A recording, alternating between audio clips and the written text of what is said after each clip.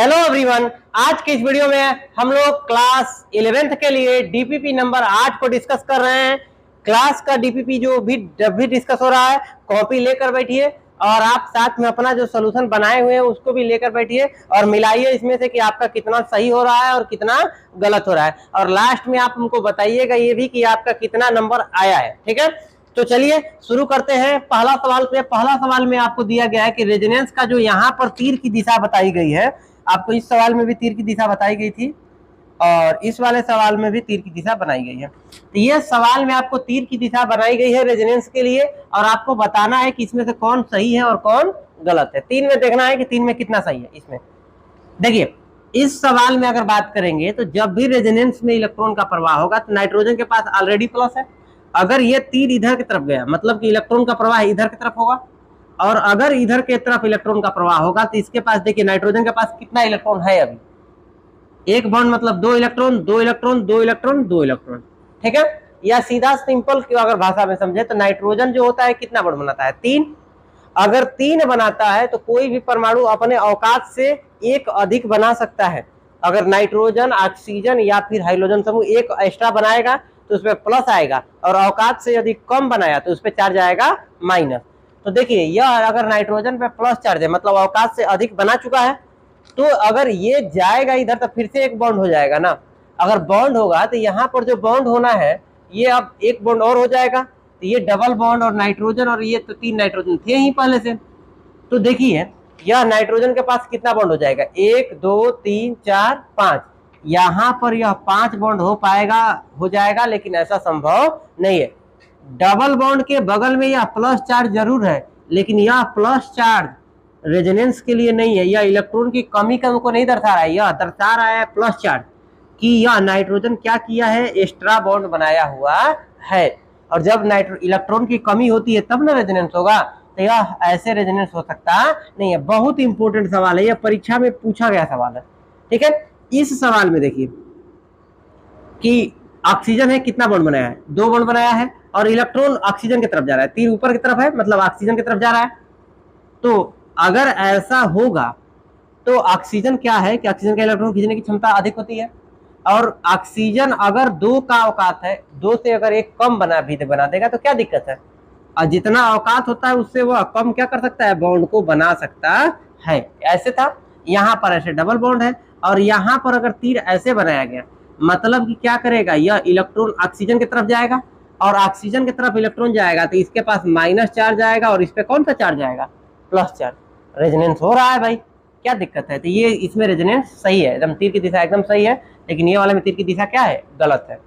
इसमें देखिए, double bond का इलेक्ट्रॉन इधर की तरफ शिफ्ट होगा, ये वाला इधर की तरफ चला जाएगा। ठीक है, क्योंकि ऑक्सीजन का इलेक्ट्रॉन खींचने की क्षमता अधिक है। A double bond B, C double bond D, electron इधर की तरफ जाएगा, बिल्कुल सही है। ठीक है, तो ये दो सही है, ये वाला क्या है? गलत है। तीनों सवाल ही इंपॉर्टेंट था, बहुत इंपॉर्टेंट। अब आगे हम लोग देखते हैं, अगर आपको कहीं पर दिक्कत होगा ए में, बी में, तीर का निशान सही है या गलत, तो देखो ऑक्सीजन है, इसके पास ये डबल बॉन्ड इधर तरफ शिफ्ट हो रहा है। देखिए, वास्तव में यह रेजोनेंस दर्शाएगा तो डबल बॉन्ड के बगल में ऑक्सीजन का मतलब क्या होता है? Lone pair. और क्योंकि यह लोन पेयर है तो इलेक्ट्रॉन को लेगा नहीं बल्कि इलेक्ट्रॉन को क्या करेगा? देगा। अगर किसी के पास माइनस हो या फिर लोन पेयर हो या फिर पाई बॉन्ड होता है तो उस समय इलेक्ट्रॉन देता है वो। ठीक है, तो अगर इसके पास क्योंकि लोन पेयर है तो यह तीर का निशान ऐसे होना चाहिए था, यह तीर का निशान उल्टा है, इसीलिए यह क्या है? गलत है। ठीक है, इसमें जो है लोन पेयर से तीर का निशान दिया गया है और लोन पेयर जो होता है इलेक्ट्रॉन को देता है, तो ये सही है। ठीक है, इसमें जो है डबल बॉन्ड का तीर का निशान इधर की तरफ है, लेकिन यहाँ पर ध्यान से देखिए रेजोनेंस नहीं है। यह डबल बॉन्ड के बगल में लोन पेयर था तो रेजोनेंस था, लेकिन इसमें रेजोनेंस ही नहीं है, तो क्या यह तीर का निशान दे पाएगा? एकदम नहीं दे पाएगा। ठीक है, कि तीर का निशान सही है कि गलत। सबसे पहले अगर ऐसा देखना होगा कि तीर का निशान सही है कि गलत, तो पहले रेजोनेंस के द्वारा अगर देख रहे हैं तो पहले रेजोनेंस तो होना चाहिए। देखिए, डबल बॉन्ड के बगल में यहाँ पर प्लस माइनस है, तो अगर कुछ नहीं है मतलब रेजोनेंस ही नहीं है, और रेजोनेंस नहीं है तो तीर का निशान वाला बातें नहीं बनता है। डबल बॉन्ड है, डबल बॉन्ड के बगल में इधर प्लस माइनस होना चाहिए था, या लोन पेयर फ्री रेडिकल नहीं है, रेजोनेंस नहीं है। ट्रिपल बॉन्ड है, ट्रिपल बॉन्ड के बगल में प्लस माइनस लोन पेयर रहता तो रेजोनेंस होता, लेकिन ऐसा कुछ नहीं है, मतलब कि रेजोनेंस ऐसा संभव नहीं था। ठीक है, आगे चलते हैं। इन सवाल में देखना है कि रेजोनेंस है कि नहीं है। देखिए ये जो है, क्योंकि नाइट्रोजन के पास प्लस है, अगर ये क्या करता है कि ट्रिपल बॉन्ड बना हुआ है, ये एक्स्ट्रा एक बॉन्ड बनाया, नाइट्रोजन 1 2 3 और 1 4 बॉन्ड बनाया, इसलिए इसमें प्लस है। लेकिन यहाँ पर नाइट्रोजन के पास क्या है, लोन पेयर। अगर यह लोन पेयर ऐसे इलेक्ट्रॉन देगा तो 3 पहले से बना था, एक और बॉन्ड बन जाएगा। कब बन जाएगा, 4 गो। अगर 4 गो इसी से बन गया, एक इससे मिला के 5 गो, अवकाश से बहुत ज्यादा जा रहा है, नहीं रेजोनेंस होगा। ठीक है, यहाँ पर देखिए लोन पेयर है, इसमें भी रेजोनेंस नहीं है। रेजोनेंस ही नहीं है तो तीर के दिशा निशान का बात नहीं है। ठीक है, तो ये इतना सवाल है जो आज के इस वीडियो में हम आपको सिखाए हैं। अब हम लोग जो होगा, इसमें नीचे रिमार्क्स करके दिया भी गया है सवाल में आपको कि रेजोनेंस का में जब भी होगा तो सिग्मा बॉन्ड का ही, सिग्मा बॉन्ड से इलेक्ट्रॉन नहीं जाएगा, रेजोनेंस में हमेशा पाई बॉन्ड से जाएगा। और साथ में दूसरा चीज कि अष्टक के नियम का भी पालन करना चाहिए। जैसे कि इस केस में अगर देता तो 5 गो बॉन्ड बन जाता, और 5 गो बॉन्ड बन जाएगा तो इसका मतलब कि 10 इलेक्ट्रॉन, और अष्टक नियम कहता है कि खाली 8 ही होना चाहिए, तो इसीलिए असंभव नहीं था। ठीक है, अब हम जो है, ये तो क्वेश्चन नंबर 1 था। अब हम लोग करेंगे क्वेश्चन नंबर 2 को। क्वेश्चन नंबर 2 क्या कह रहा है उसको ध्यान से देखेंगे और उसको बनाने का प्रयास करेंगे। ठीक है, क्वेश्चन नंबर 2 देखिए कि निम्न में अनुनाद में इलेक्ट्रॉन के प्रवाह की दिशा को क्या करना है, बताना है। कुछ सवाल दिया गया है जिसमें इलेक्ट्रॉन के प्रवाह की दिशा बताइए, और जैसे डीपीपी नंबर 7 में बताया गया था बिल्कुल वही तो करना है। डीपीपी नंबर 7 का सोचिए तो रिवीजन है। जैसे कि फटाफट हम आपको बता दे रहे हैं, ये सवाल का देखिए, थोड़ा सा स्पीड भी अपने अंदर लाइएगा कि अगर सवाल बन रहा है तो थोड़ा आप जल्दी जल्दी बनना चाहिए। डबल बॉन्ड है, अल्टरनेट डबल बॉन्ड है, तो यहाँ पर ये सब क्या है, इलेक्ट्रॉन है ना। तो ये इलेक्ट्रॉन आपस में क्या करेंगे, साझा करेंगे, और ये दोनों आपस में साझा करेंगे, और ये दोनों आपस में साझा करेंगे। ठीक है, और ओवरऑल जो संरचना बनेगी, अब ये वाला डबल बॉन्ड इधर चला जाएगा, और यहाँ पर एक डबल बॉन्ड और एक डबल बॉन्ड यहाँ पर होगा। समझ में आया। तो ये जो है हमारे पास जो है अनुनाद की संरचना ऐसे बनेगी, तीर की निशान बनेगा। ठीक है, इसमें जो है संरचना भी बनाया हो गया है। तो 20 सवाल देखते हैं, उसको संरचना के हिसाब से ही हम करेंगे। ठीक है, नाइट्रोजन डबल बॉन्ड ऐसे है, एक इधर है एक इधर है, और ये प्लस है। यहाँ पर ये संरचना जो बनी है इस प्रकार से बनी है।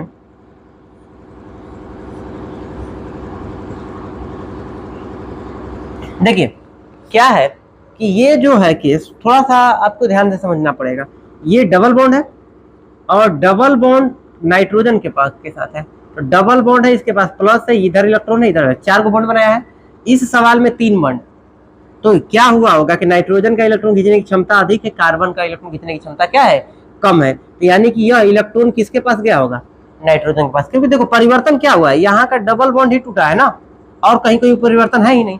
परिवर्तन जब यहाँ पर हुआ है तो यह डबल बॉन्ड किस बॉन्ड में बन गया, सिंगल बॉन्ड। कब, जब ये इलेक्ट्रॉन खींचा होगा नाइट्रोजन, तभी ना इसके पास प्लस आएगा। क्यों प्लस कब आता है, जब इलेक्ट्रॉन किसी दूसरे को देता है तब। और क्योंकि इसके पास कमी था, इलेक्ट्रॉन ले लिया थी, मस्त उदासीन हो गया, और इसके पे क्योंकि दे दिया तो इस पे कौन सा चार्ज आ गया, प्लस आ गया। समझ में आ गया। अब 2 सवाल हो गया है। अब हम तीसरा सवाल देखते हैं, सी सवाल को। ठीक है, सी सवाल को ध्यान से देखिएगा, सी को सी करना है। ठीक है,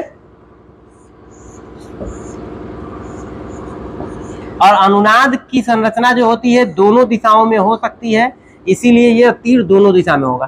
ठीक है, इसमें जो होगा तीर का निशान बनाना है, किधर से बनेगा, तीर का निशान जो होता है इलेक्ट्रॉन के प्रवाह को होता है। इलेक्ट्रॉन का मतलब माइनस की दिशा में होगा, या तो लोन पेयर नहीं तो पाई बॉन्ड के होगा। तो यहाँ पर अगर देखिए, यहाँ पर परिवर्तन क्या हुआ है, इधर वाला डबल बॉन्ड इधर शिफ्ट हुआ है, यहाँ पर प्लस चार्ज भी है, सॉरी, ये डबल बॉन्ड इधर तरफ गया है। तो हम क्या करेंगे, सिंपल सा इधर की तरफ तीर बनाएंगे। ये प्लस का तीर नहीं बनाएंगे, क्योंकि इलेक्ट्रॉन का प्रवाह हमेशा होता है, कभी भी प्रोटॉन का प्रवाह होता नहीं है, प्लस का नहीं होगा, इसीलिए डबल बॉन्ड का इधर की तरफ तीर बनाए। समझ गए।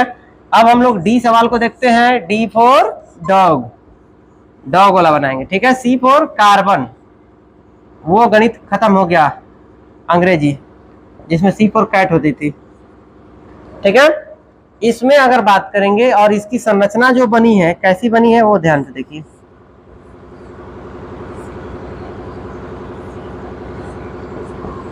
ये संरचना बनी है, दोनों में क्या परिवर्तन हुआ है, ये वाला है ये भी है, तो ये दोनों तो उसी तरह से है, इसमें कोई परिवर्तन नहीं हुआ है। परिवर्तन इसमें हुआ है तो क्या हुआ है कि ये वाला डबल बॉन्ड इधर चला गया है, तो डबल बॉन्ड का शिफ्टिंग इधर की तरफ करेंगे तो तीर ऐसे बनना चाहिए, तो ये क्या करेंगे, ऐसे तीर बनाएंगे, बस तीर का दिशा बताना है।